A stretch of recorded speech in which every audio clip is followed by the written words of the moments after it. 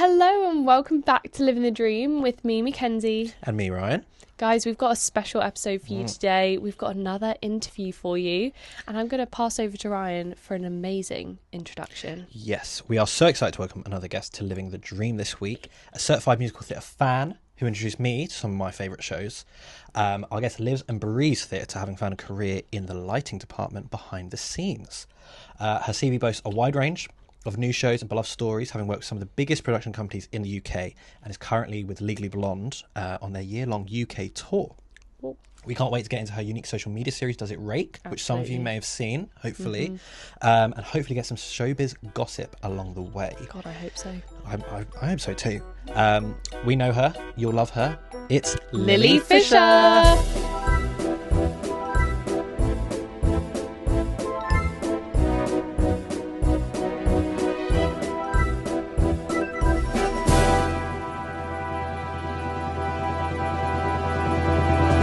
Hello! Hello, Lilli. How's it going today? It's good. It's very warm. I'm sweating. It is very warm. I Yeah. apologise if your mic's sweating. I think we're all sweating in this studio today. It's Um, studio. What you're off at the moment? You're on a week off. Yeah, first week off in 8 weeks since we started. Wow. So that's fun. Yeah. And for people who don't know, how many days in a week do you work? Every day.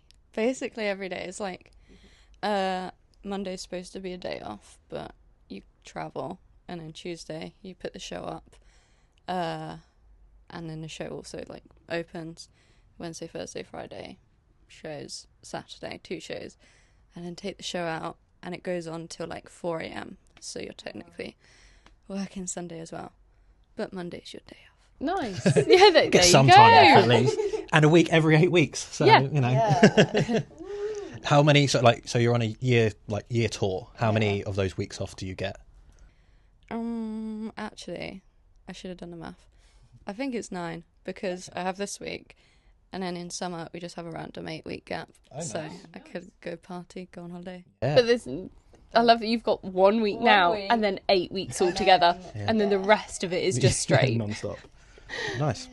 That's good. That's the life you chose. Yeah, I know. So what is the life? What job do you do? I do lighting. I'm lighting number 2. Mm-hmm. So what do I do? I used to call spots, but I don't anymore. I basically on a Tuesday go in, set up the stage stuff. We have a bunch of low fog and handheld smoke machines. I've got to set it up, and then when the show happens, I do a backstage track while our number 1 relights the show, and then the tech swing calls spots. It's a bit my job. The most exciting thing I do is mop the floor. So it's like It's important. That actually can't be true. I'm sorry. No, I have to say, Yeah. the most exciting thing I do is mop the floor. the floor. They're like the most of the cues are just mopping the floor because the floor gets so wet from the low fog. And then there is a big bit where Amber Davies or Hannah, whoever's playing Elle, reveals that she's like, I'm wearing this, I'm going back to court. Spoilers. She comes out in a pink suit, and we like open the door, but we get to do all the smoke behind her, and I've got this massive fan now, so I'm like, whoosh. That's the exciting bit. That's I mean, so that cool. sounds more exciting than mopping the floor. Yeah. You did undersell it a little bit. Yeah. So you've done a lot of shows. Yes. Really. Demonstrate As we can behind us. see, this is basically your portfolio behind us. Yeah. Stunning. Where, how did you even get into what you do? Where did you start? I started, this will link to the thing I brought Oh, many years ago. We went to the same school, Yeah. we did. and we kind of followed the same path that we all, like, you're doing media. I kind of doing media-ish. Yeah. But whilst I was doing media, I discovered theatre and worked at on your school show. Yeah, on our The school Honourable musicals. Stantonbury Theatre. Stanbury Theatre, But yes. before I joined Stantonbury, I watched Hairspray. Wow. Oh my god. As we That spoke sounds of great. a few weeks back. And it still has a disclaimer about Oh, should we read it? racism of the show. Okay, yeah, so if so anyone who funny. didn't watch that other episode, we were Go talking back and about watch it. doing Hairspray. Mm-hmm. And yeah, sort of taking liberties with casting, which sometimes has to be done for a school school production. play. Is it this bit here? Yeah.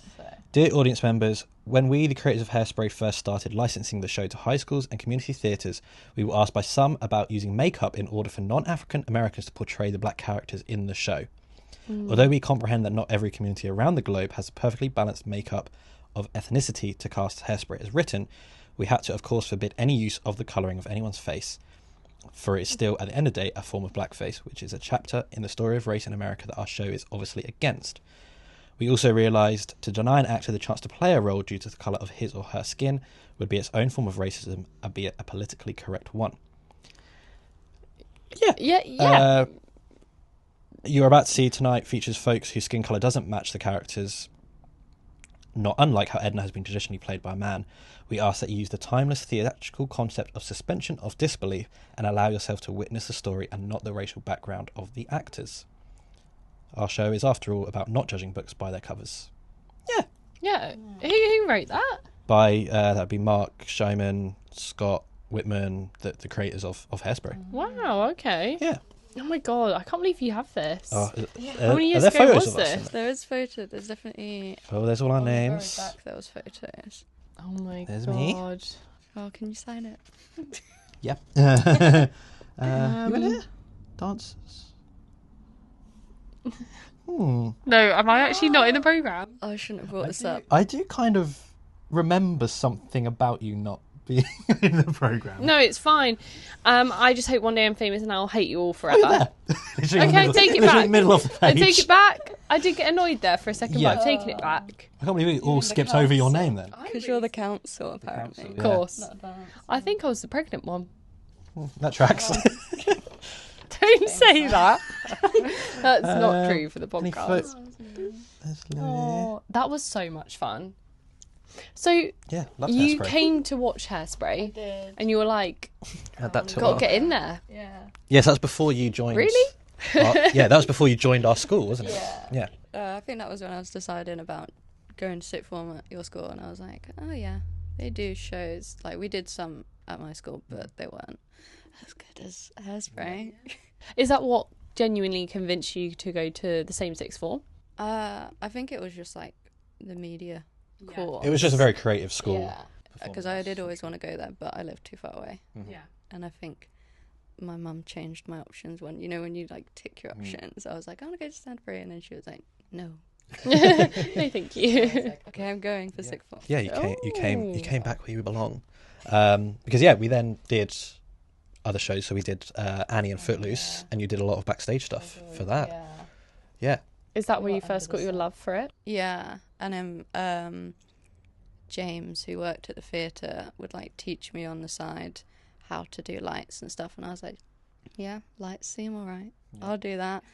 And then I think I took a gap year. I didn't have any idea what I wanted to do, but I worked at Milton Keynes Theatre, and then I was like, oh, okay, let's go to uni and study lights. So you were a follow spot, weren't you, at Milton Keynes Theatre? What does that mean to us normal humans? I actually started as a dresser, which is when I can figure that one out. dress people. And then they were like, do you want to do the spots? And that's a big spotlight. You kind of hold it like that because it's your whole body, and you follow the actors, and you get told this is who you're following for this amount of time in this colour frame. Then it's swap onto this person, and it's just following them, make sure they've got face light, basically. And that's what I was doing as a number 3 on previous shows, was like teaching people how to do that. So it's like going from doing it to now I was teaching going to say, people. what's the main difference between LX2 and 3? And that's like the teaching or being taught.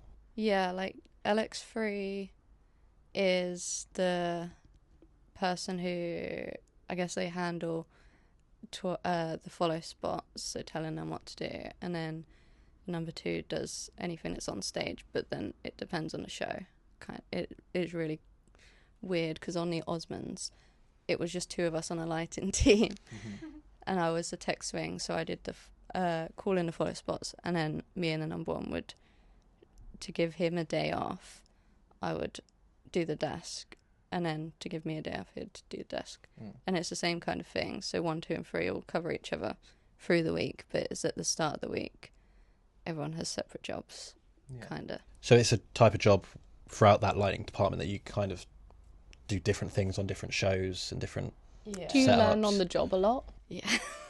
I think I've learned more on the job than I did at uni. Well, I learned how to make lights look good at uni, but now I actually know how they work, how to fix them and stuff. Yeah. So you took a gap year sort of after sixth form. Was that because you didn't know what you wanted to do, or you just wanted that time out, or Bit of both? I kind of didn't know what I wanted to do, and I didn't think I wanted to go to uni until I actually looked at unis and went, okay, it's not just sitting in a lecture hall, it's being creative. Is it a job that you have to or need to go to uni to do? So many people are so much better than me, and they've never been to uni, which is kind of sad. But like our number 3 at the moment is so much more confident because he spent time working at a theatre instead of going to uni and like not getting the real world experience. So you can do whatever and you'll get to the same place. But and I think that does tend to, especially creative industries. It does. You can go on 2 different paths and still end up at the same place doing the same thing. But I think for a lot of like just practical jobs, you can't be experienced. Like you can learn about it as much as you want, but actually being able to do it, you just have to practice doing it.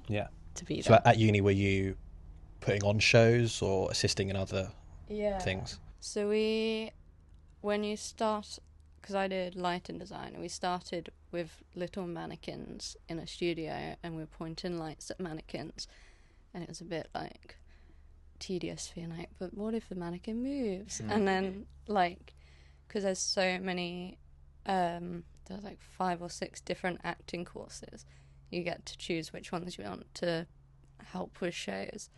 And I would do the European theatre arts, so they devise their own shows and make their own things, and sometimes it'd be really weird, so you get to experiment.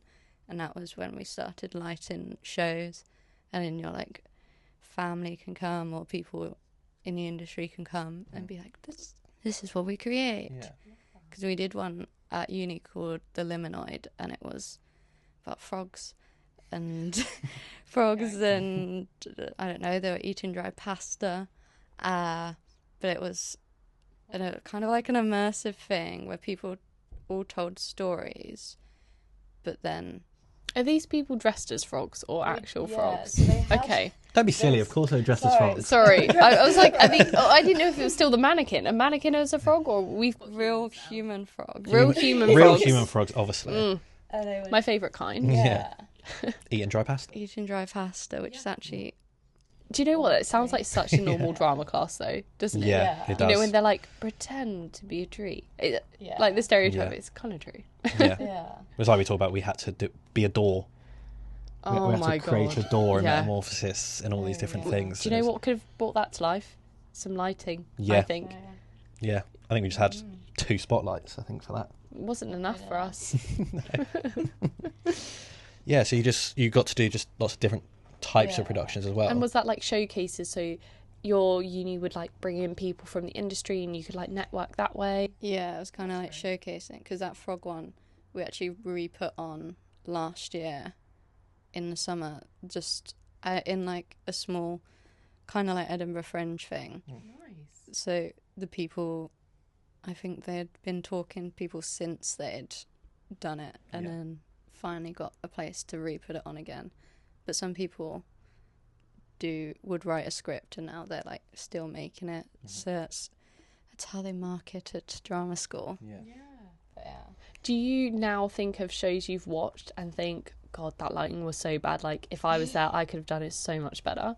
I don't think I could do better. She's being humble. But she spots when they're doing them wrong. I know it was wrong, but listen, can I fix it? Maybe not. That's me at work, honestly. I know it's wrong. Yeah. Fix it. There is some shows where they might be you can tell that they're not using follow spots, they're using a system where it's got like trackers in their shoulders, so it follows them, and you'll be like, this would be better if we did it this way, but you can't tell them that. Does it ruin shows, like going to Yeah. watch it, and are you just always fixed on the lighting? Sometimes. Yeah. It's really, I watched Stranger Things twice, and the first time I watched it I was so blown away by the effects that I was like, I don't remember the story. And the second time actually enjoyed it with the effects and everything. But you do kind of, you're watching going, this is so cool, wow, how did they do that? Does your love for theatre just grow the more you're around it, or does it feel like it really is a job? I still really love theatre, and That's good to hear. my goal for like this week was to watch loads of shows, and I didn't because I was tired, but I would have.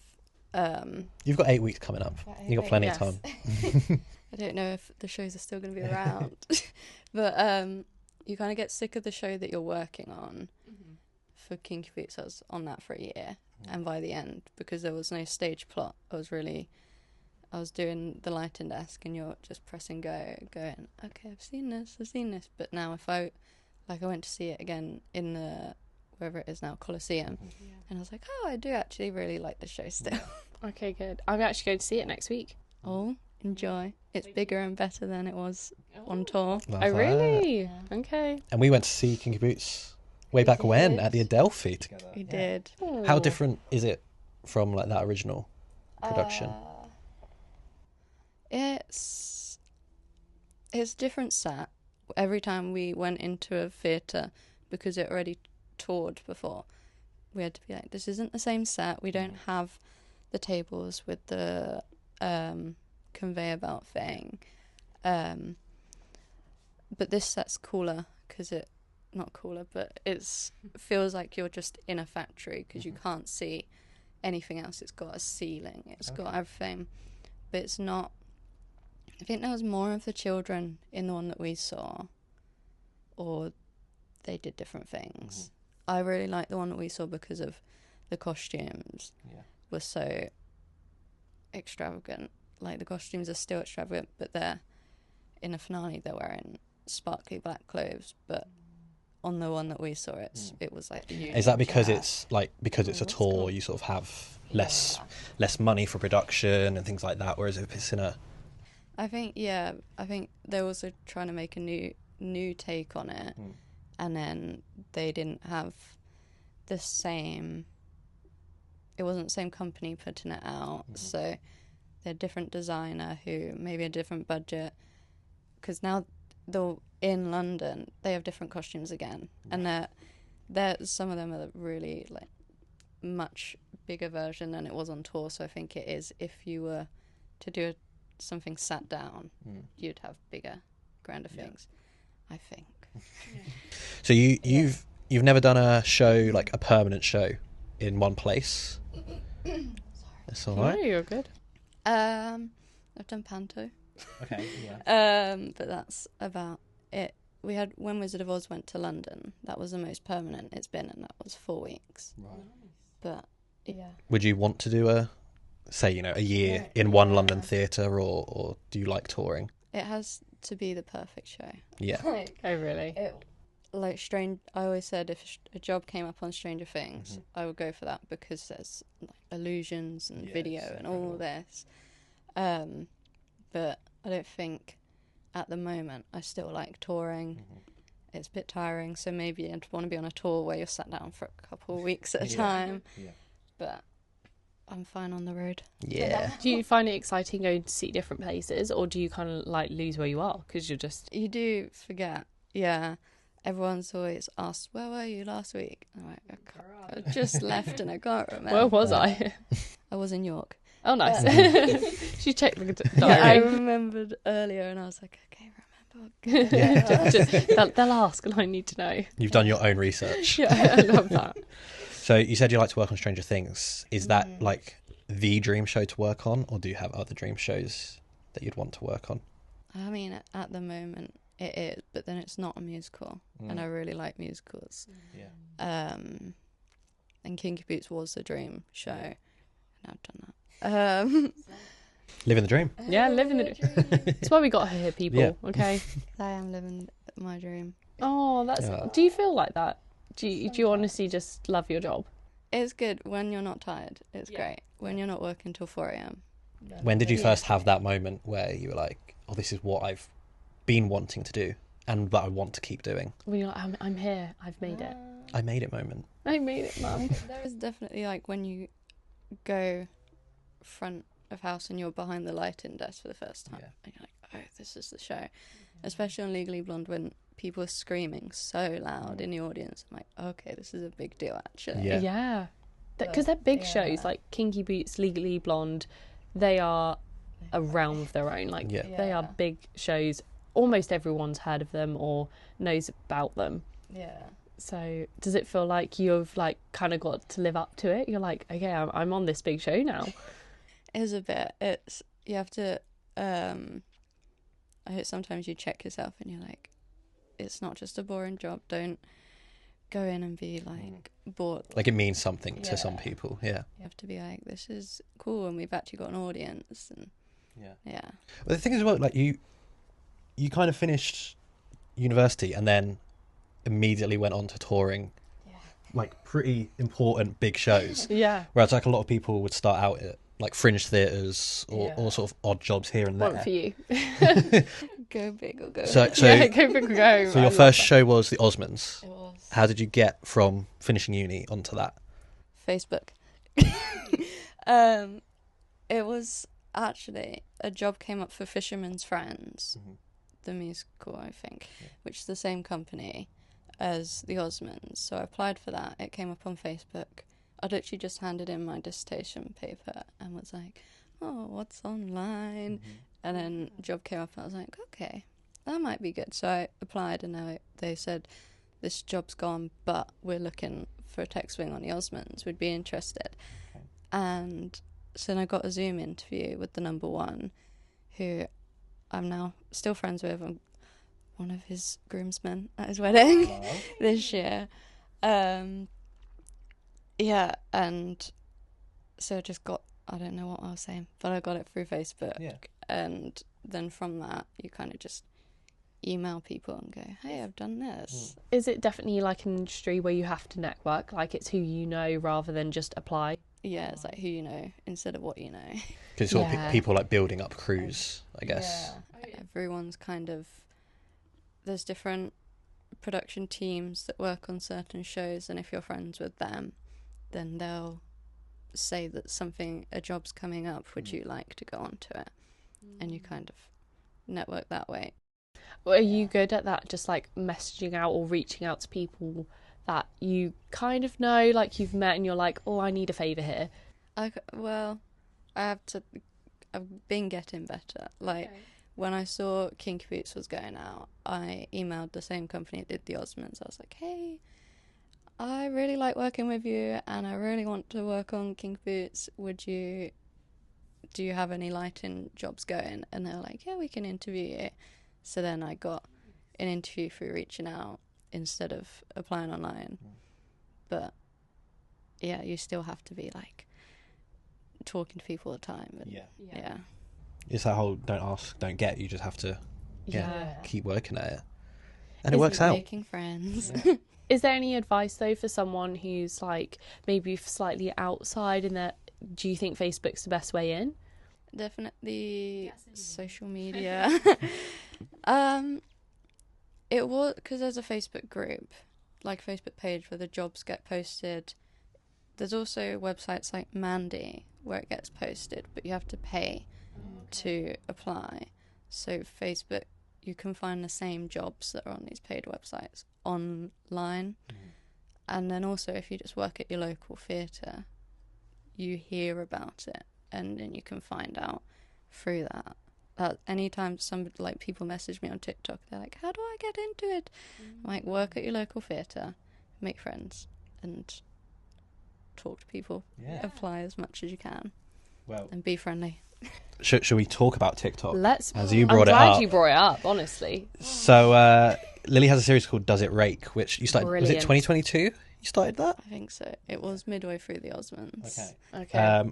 For anyone who doesn't know what the series of videos are that you do and what rake even means in a theatrical context, Go have a look. She's not telling you.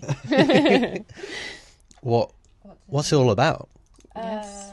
Why is this such a popular series? I ask that a lot, actually. A rake is when the stage is like at an angle, so if you put something on it, it will roll down. And if you're in the audience, it's supposed to mean you have a better view because you can see the set all the way to the floor at the back. You can see if the lights are hitting the floor and have a gobo pattern thing, you can see that, because some people in the stalls, if it's just a flat stage, you're not going to see. Not that you want to see the floor, but the floor is also interesting. It helps with the view. And just one day I was in Wales, in Cardiff, at the New Theatre or something. I was just on my lunch break and I was like, I'm going to go to Poundland. And I saw this little toy car in Poundland. I was like, oh, I should put it down the stage because it rolls. And then that's how it started. Really? Did you film it first, or did you just roll the car down and then you went, that's oh, funny. Oh. No, I think on the way to the theatre, I was like, oh, I want to make this video. Yeah, I didn't test it because that car, actually, the wheels were a bit tight and sometimes you have to push it a bit, even if it rakes. I had to push it. But I think I just straight away was like, oh, I want to make this video. And then people actually liked it, which was crazy. Yeah, I mean, your videos... I really like it. Yeah. It's something about how quick it is, how simple it is to understand, and it's such an effortless series. It doesn't feel like you're kind of like, what's the phrase? Beating a dead horse? I don't know. That sounds a bit much, doesn't it? I think what you mean. That's what I'm saying. I was like, whoa. You do it at every venue go to, and it's not boring. Yes. you still find. But I think that's it's an insight, isn't it, into theatre. For people who are not into theatre, it's like an easy thing to understand. Yeah, I think. But did you know you wanted it to be a series? Not really. I think I just did it, and then people saw it online, people from the show, and they were asking, you do it every venue? Because I didn't think anyone would be interested in the flat stages, but that's, I guess, why we have to do both now, instead of just being like, welcome to It's Raking. So, but I didn't expect it to go on this long. No. And I stopped halfway through Kinky Boots, and I still have a massive video to edit that's just me rolling a car montage. Right. I love that. But you get lots of people commenting on it, and I mean, your views are insane, really. Yeah. And you've had videos with cast as well. Yes. Is that something that you approach them, or it just is a general sort of thing that happens? Yeah. Well, it depends on the show. I can't remember when I first started. Oh, on Wizard of Oz, I first started having cast. I think I asked a person who was Toto the dog, because I thought it'd be cute if he was to kick the car. And then some people come up to me, especially on Legally Blonde, when Hannah Laufer did it. She came up to me in warm-up and she was like, when are we going to record it? I was like, now, I don't know. And then this was in South End, every day we'd try and find a time, and it just happened that she was cooking food whilst I was doing it on the stage, and I texted her, I was like, do you want to try it now? And she just came running out, and that's why she's in like her wig prep. But yeah, there's some people on 13 going on 30, I had to ask people, because we were only in a venue for one venue, so it was only one video, so I was like, I must ask as many people as I can. Is it something you've had to get like permission from the production or theatres to do, or? Not from the theatres, but I think every time I read a contract now, I read the social media bit and go, can I record on stage? Because I had a friend that made backstage videos, and then she joined a show. She joined that show. And a show that was run by the BBC, and she couldn't record stuff backstage. She couldn't show the puppets because if the kids were to see a puppet not alive, then it's kind of sad. So she could only record from the auditorium outwards. So then I always check. I'm like, can I record the set? And because it's the company that I've worked for a long time, they're like, yeah, please. We need the views. Yeah. So they see it as like a bit of form of advertisement, promotion. Yeah. Free promotion. Yeah, free promotion, guys. Yeah. You're welcome. Let's get that checkbook out. They pay me to work. Yeah.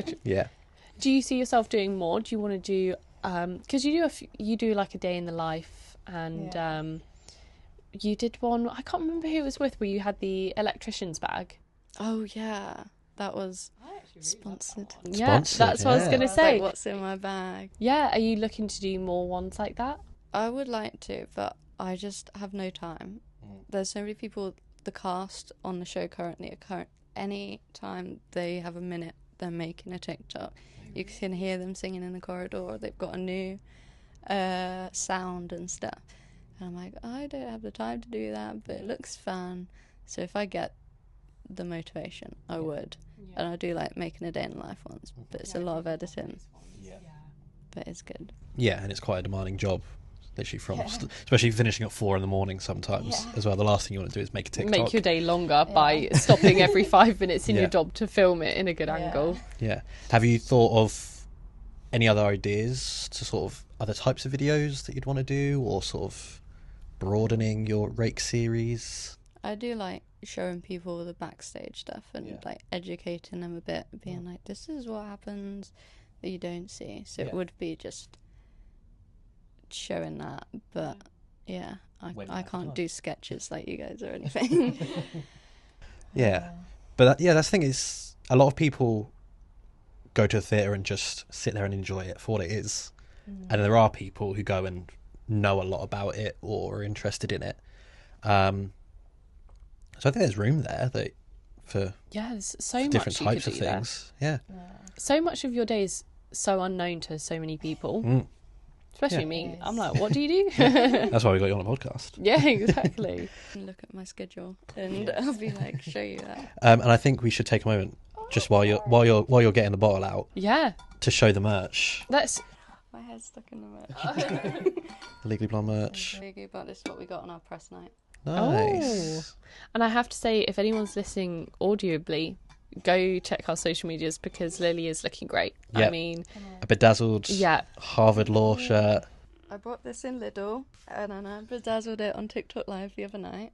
And I was talking about your podcast. I was like, I need this to be done in time for the podcast, so that's why I'm going live for the first time. It's fun. For the first time in the world. But yeah. Would you ever do that, like, going live while you're working? I don't think we're allowed to. I would do it while we were setting out, doing our lighting checks in the morning or doing maintenance, but I wouldn't be... I guess you can't show anything of the show as well if you're live. I know some people do it while they're doing their makeup and stuff, but I don't do that.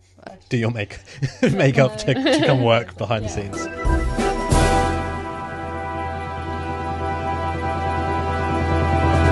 I mean, I assume next step up is LX1. Yeah, but that's a bit of a big job. Okay. Explain the difference to us. So LX1 relights the show at the start of the week, which means each venue we go into is just a bit different, so they have to make sure the lights are doing the exact same design that the designer did on our very first tech. And he's currently teaching me at the moment, so when we're in Nottingham, I think, is my first relight. Okay. But every single week he has to do it, make sure it looks good. If it doesn't, we come in early the next day and fix it. But then LX1 puts out the rota, says what we're doing each week, organises all the schedules, orders cleaning supplies and stuff we need to clean. It's just a bigger, more responsible role. It's more like a supervisor type role.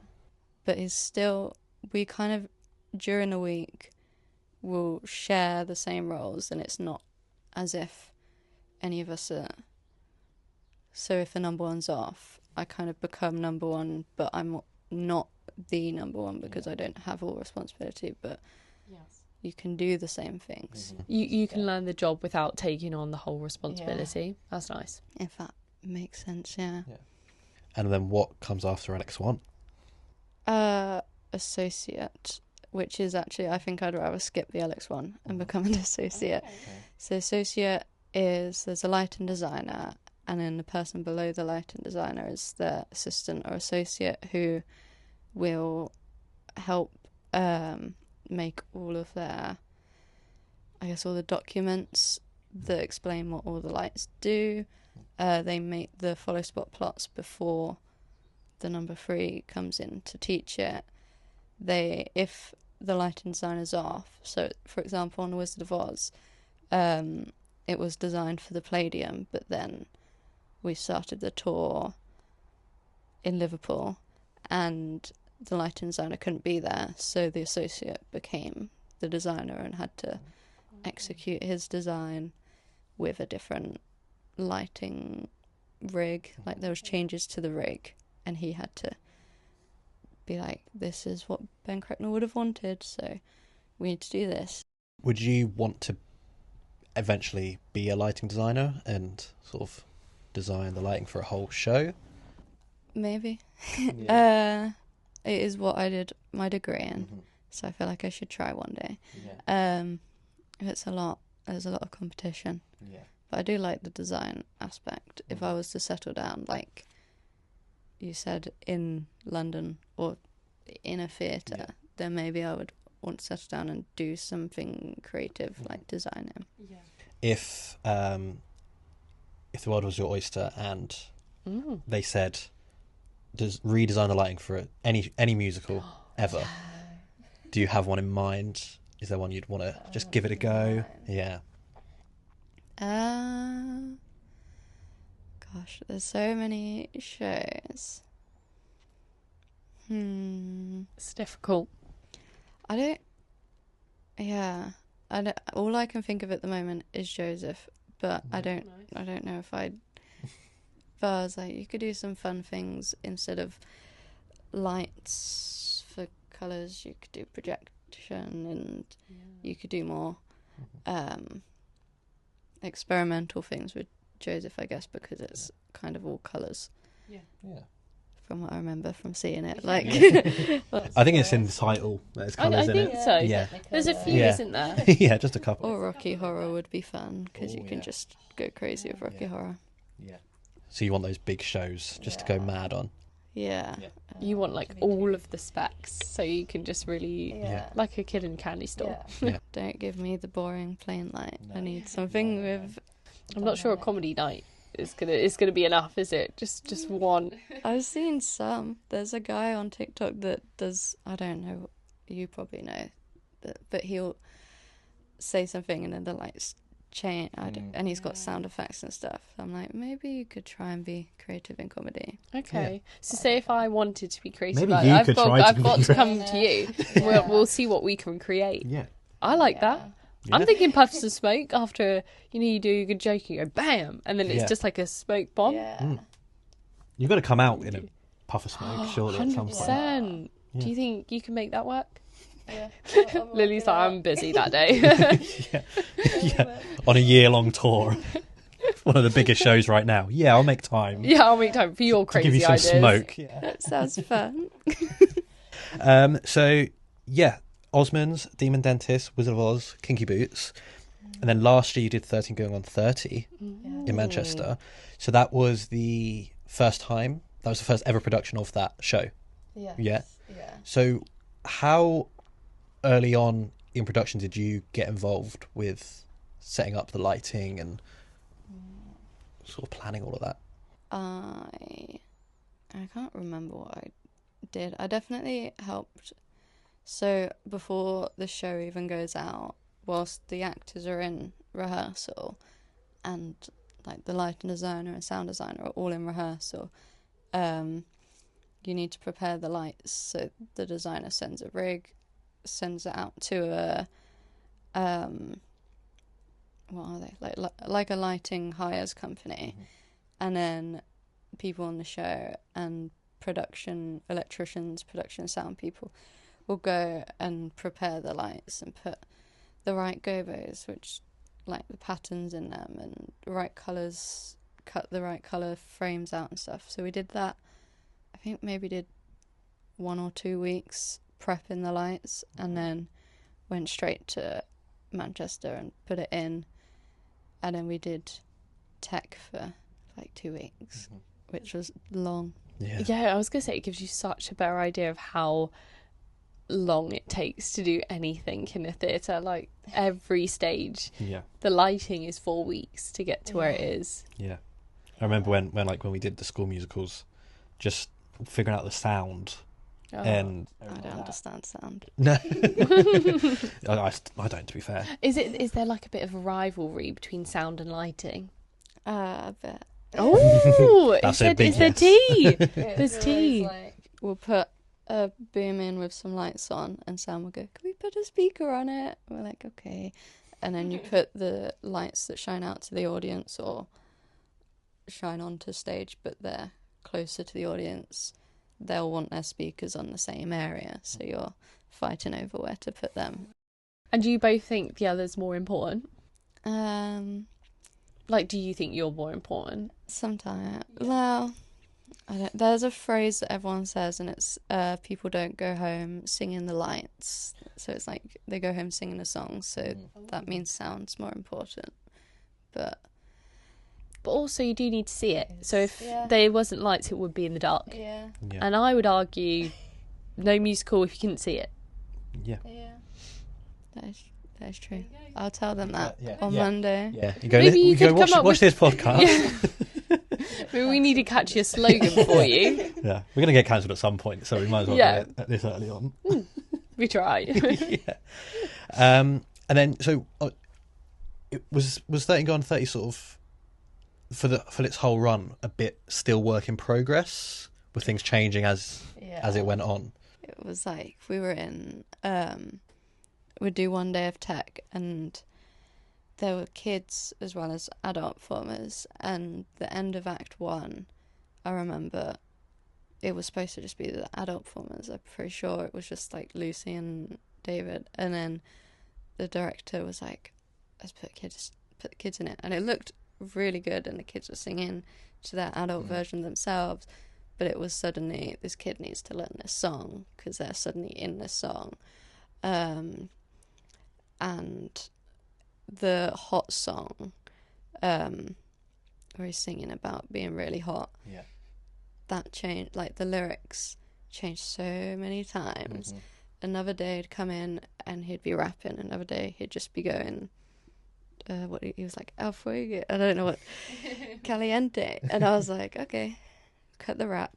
And a lot of songs kept changing, but it made it more interesting. So it's more exciting than a hindrance to, but it must be fun again also as a lover of theatre to watch that happen kind of in real time as well. But it's like, I've seen the songs that you haven't seen. You've seen like every iteration of. I know there's a different rap to this bit, and and Lily's going to perform it for us at the end of the pod. We're ready. And then once 13 Gone 30 had finished, how long was it before starting on Legally Blonde? I think we started straight away. I think we finished. Oh no, sorry, Legally Blonde. 13 Going 30 finished, and then went straight on to Kinky Boots, the second leg of it, because we went to Europe. And then we only got one break on that, which was the week before Christmas. Like, we had one break where we came home and everyone had their fake Christmases because we were working on Christmas Day in Germany. So we had our fake Christmas, and then, like, as soon as Kinky Boots finished, we flew back home, flew to wherever, Leicester Curve, and joined the second day of tech because they'd already started tech by the time we'd joined. So that's why it feels like I've not had any break since before Christmas. Well, because you haven't. Because I haven't. Yeah, that'd be why. No, I didn't. It kind of feels like I'm just.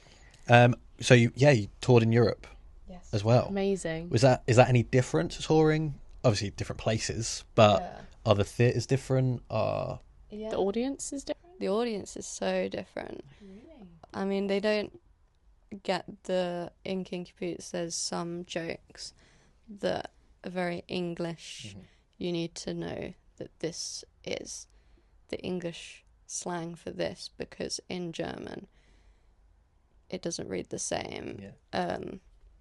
You can bleep this out, you don't even have to put this in, but there's a line in Kinky Boots where they're talking about Lola's dad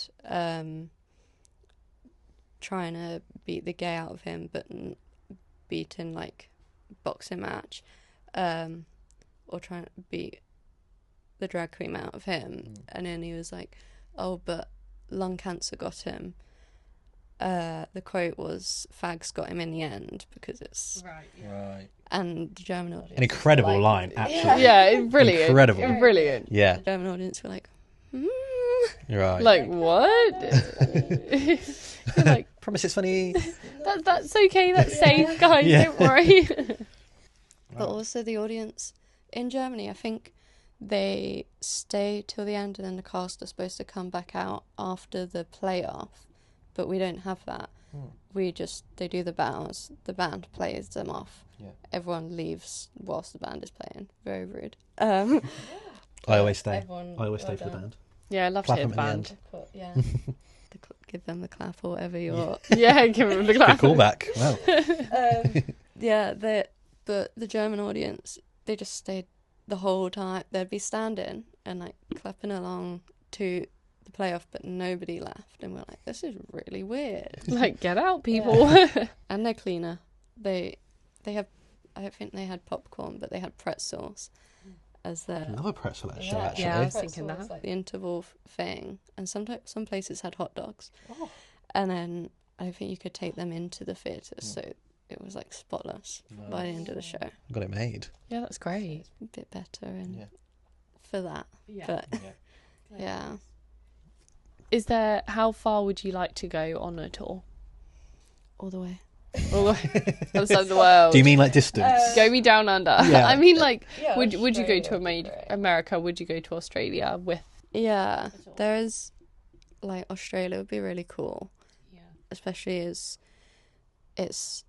you're paid to go there. You're not saving up and then,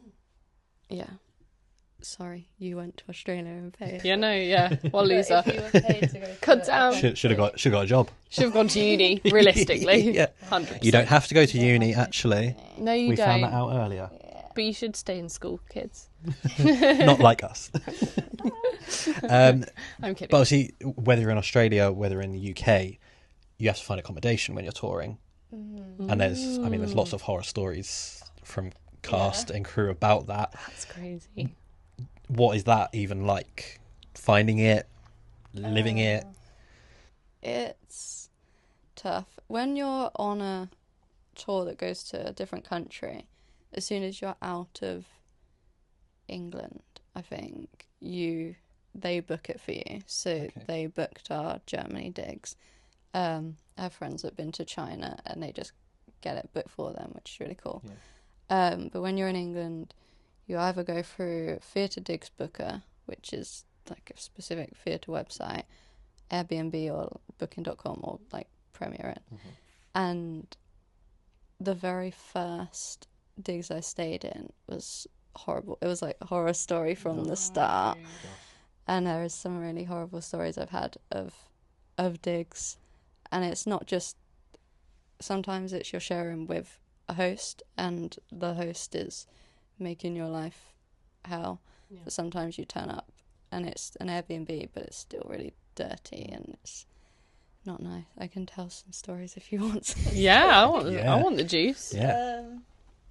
The first one, the South End, when I joined the Osmonds, I got the job on the Osmonds and joined the Osmonds literally the week after I got the job. So I was like, this is the only thing left. I booked this lady's place. It's just a spare room.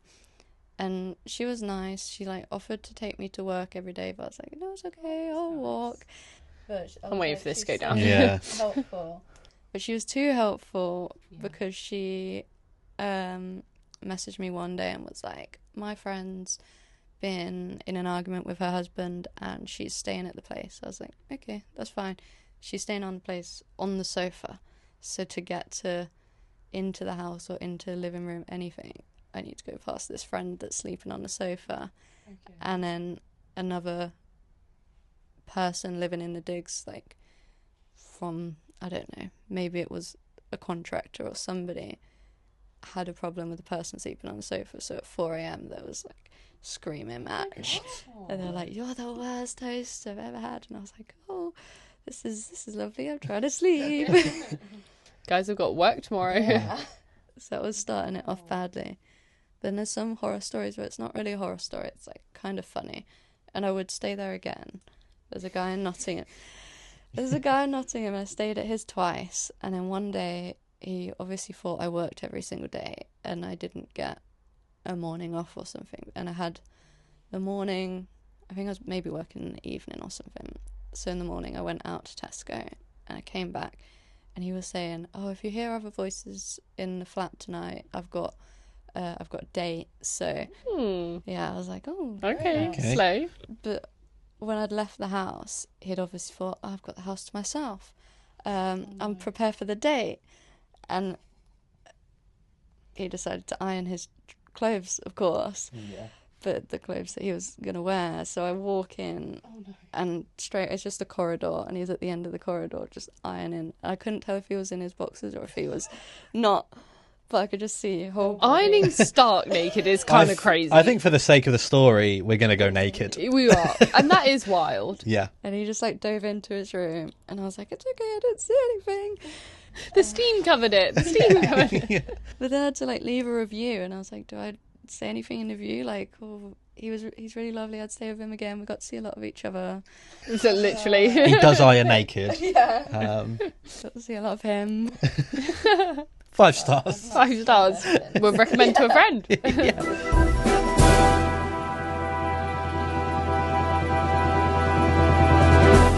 So yeah, you're now on Legally Blonde. How long have you been on that now for? 2 months? Yeah, since like January. Which doesn't feel like January next year. Yeah, till January next year. So it's a year with a break, but yeah. Are you enjoying it? It's really good. It's really nice. Everyone's friendly. Yeah. Don't read the news. Everyone is actually friendly. Yeah. People in the gossip channels, calm down. Yeah, Daily Mail going crazy, and we're like, I didn't know that happened. Yeah. But I think on the it's actually surface, fine. they seem like such a lovely cast. Yeah. And that's because And they it's are. just, they're really nice. Yeah. It's just unfortunate that, like, everyone's ill. We started off the tour with massive, like, illness. And then it just continues. Did that come to you? I think I got ill, not at the beginning. I got ill somewhere along. It was just going around the whole crew. Yeah. It was the very beginning. It was something at the pub next door. People had gone to the pub and there was an event at the pub and something got caught from there because they were like, "Oh, we had this event and a bunch of people have gone to hospital. You should check your cast because they were at the pub." And we were like, "Yeah, everyone is actually throwing up." So, yeah. Was that was when you were in Milton Keynes that it hit? Crazy, yeah. I don't even remember what that was. It was just the same illness kept continuing, and we ended up with a concert version, which is always a joke that everyone tells if something goes wrong, like a prop breaks. Everyone goes, "Oh, concert version," but then it actually happened. And we're like, okay. And so that was a cutback show. Just it was actually just chairs in a semicircle, some set. Because so many people were ill? Yeah, because we just couldn't put it on. We cancelled a matinee, like the day before. Like, we cancelled a matinee, rehearsed this whole show with a bunch of people off, and then did the show in the evening. Like, people were still going off ill then, and it got to Saturday, like the very last day, and we're like, we just want to do one normal show, and then like everyone was off. And they had to call in two performers that weren't on anything to do with the show. And they were on stage with scripts. People were doing roles that they were never supposed to do. It was a bit crazy. And the people on Facebook comments were saying, "Oh, you cancelled this show and like you're so lazy." And I was like, "No, we were rehearsing a show. We still did 2 shows that day. We just didn't have an audience because they were trying to fix it." It was crazy, and people went off ill during that show. Like one of the assistant MDs, so like keyboard number 2, halfway through got ill and ran off, and we were like, okay. Keep going, everyone. Yeah. That is like the definition of the show must go on. Yeah. Like literally people rowing to the side to throw up and you're like, I've still got the lights. I'm still going. Last person standing, just pushing the lights on. Just one spotlight and it just goes off on stage. Was there any point where you thought, I might have to do a one-woman show of Legally Blonde right now? You go on stage. Well, I didn't even know anything about Legally Blonde before I joined. I knew like 2 songs, and now I know it all, and I'm like, yeah, I could read a script. Do it. You're like, I probably could play every part if I had to. Try, guess, bend and snap. Yeah. For the choreography That's down. Yeah. As long as you got a script, you'd be alright. Yeah. I reckon we could do it if we had a script. Come on, let's do a scene right now. Yeah. Listen, Get us a script next and we'll time do you're it. in MK Theatre and it's all go wrong, you know who to call. Yeah. We would have been there. Yeah. We should have just called people out of the audience, go, you know it. Yeah, exactly. There would have been enough will love it fans so there bad. who would You love can to call do in the that. Daily Mail who have so much to say. You know so much going on, you can get on stage. So you're on that for a year. You don't have to reveal it on the pod, obviously. Do you know what you're going to be working on next, or no idea? I don't even know what's coming out. Starlight Express is going out around the same time, but I've not seen any jobs. I don't know what's coming up to do. Oh, sorry. Kinky. What are you doing? No, usually it gets to like the last couple of months of the tour, and then you hear actors singing different shows in the room, and you're like, they're auditioning for that. So you get to know what's coming beforehand. Yeah, it's always really last minute, basically, when you figure out what you're going to do. So what I'm hearing is that Lily's available from about January onwards next year. There you go. Get me in your show, please. Yeah. But make it a good one. Yeah. Something Look at this track record. Like, We've got a lot to live up to Yeah. here.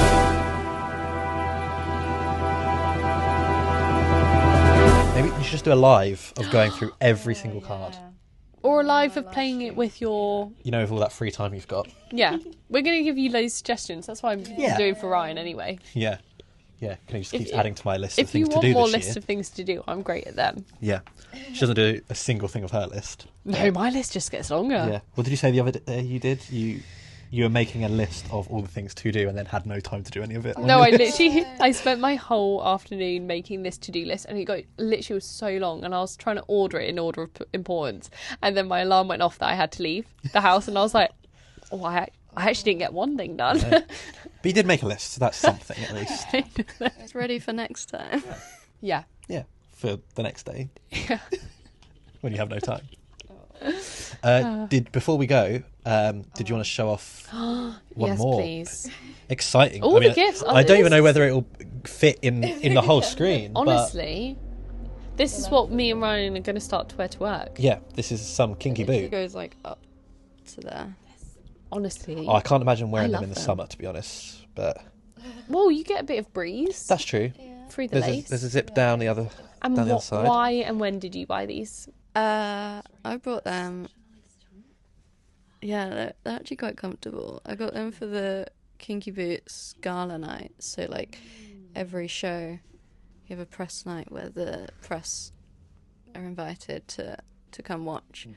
And then you have a little party, and they were released on a website, like, a couple of weeks beforehand, and I was like, well, I need to get them. So great. Thank you so much for doing them. Whoever's the next guest, That almost sounds like Kenny is keeping them. Yeah. Thank you so much for my gift. What size are they? Perfect. Yeah, I think you might have started a trend now that every guest needs to bring a present. Yeah. Or a few. I mean, this is Lily's Several. collection. She brings a relic. She brings a Aw. game. How are we going to top this? I don't know. we'll just keep inviting Lilli back, I think. Yeah, I think so. Yeah. After every tour, you can come back and tell us all the drama that happened. Add a new booklet each time. Yeah. Yeah, we're going to need a big studio next time. We'll try with a bigger studio because otherwise they won't fit in. On the day we get a bigger sign as well, which doesn't help. But, yeah. Living the dream. And then... Hairspray. That's where it all started for all of us. Well, I'm so glad to hear that you are living your dream. Yes. Hopefully we'll get there one day too. I hope so. With these boots, I can do anything. Yeah. Yeah. You can reach... What do you say? You can reach... The next level. Metaphorically and physically. There you go. Yeah. I mean, you did say it earlier, but what would be your one piece of advice to people trying to get the career you have, or just trying to live their dream in an industry like yours? Talk to people. Yeah, I would say if you want to be in the theatre industry, especially backstage, talk to people. I started off backstage like talking to people, and they told me how to do follow spotting and stuff. But if you're in a theatre that has tours coming into it and you just talk to the crew, then if they like you enough, maybe they'll invite you onto tour, because that's what we've done. Like, we'll meet someone in a venue and go, they're really good. Next time we need a job, talk to people, be friendly, don't be a dick. That is great life advice, honestly. Yeah. Be friendly, don't be a dick. Yeah, absolutely. Well, thank you so much for thank coming you. on. We've learnt a lot. Yes, it's been absolutely wonderful having you here. Yeah. I've really enjoyed it. We hope you've all learnt a lot as well. Where can people find you on social media? Or in person. In person is actually scarily easily. Yeah, okay. You just wherever look at the Legally Blonde website. is at the moment. Yeah, look at the website and go, she's there. Yeah. But behind a lot of security guards. Yeah. Behind a lot of doors, at least. But yeah, if people want to find your Rake series on TikTok. Yeah, I think if you just type in the Rake Girl or Lilli and Lights with the and sign, because it was shorter, then you'll see me probably. We'll see you raking. You will see me raking. Yeah. Give it all the love, and thank you again for joining us on Living the Dream. Thank you for having me. And we'll see you next time. Thank you. Bye.